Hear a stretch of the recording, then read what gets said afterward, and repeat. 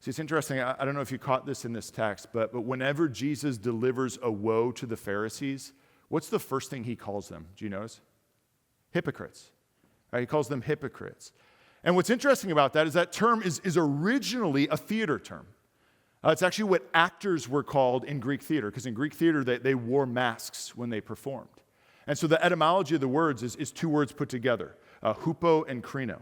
Hupo means under, and then krino means to judge or to decide. And so when they come together, the word literally meant one who speaks from under. Specifically in theater, one who speaks from under a mask. In other words, in this text, Jesus is continually saying to the Pharisees, you present yourself one way, but underneath is totally different. You're wearing a mask. Friends, do not wear a mask. Do not wear a mask before God. Don't shove things into the spiritual junk drawer. Jesus is not interested in healing who you're pretending to be. Let me say that again. Jesus is not interested in healing who you're pretending to be. The gospel does not work for pretend piety. Jesus did not go to the cross for some abstract concept of sin and some abstract concept of the world. He died on the cross for your sin, for you, for real sins, for real people.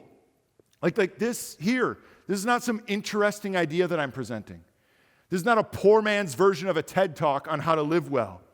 The grace that Jesus poured out for you on the cross, the victory he won over the grave, and the Spirit he sent into your heart is everything.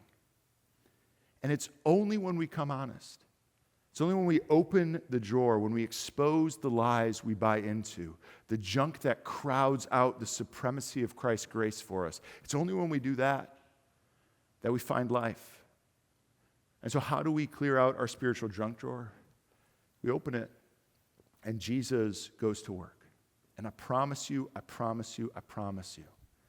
if all you do is come honest to God, if all you do is just open the drawer and show him, hey, here's the lies I've come to believe.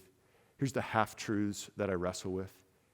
Here's the things that haven't worked out. It's not working. Man, I promise you, he meets you with his grace again and again and again. And in that grace, you find rest for your soul.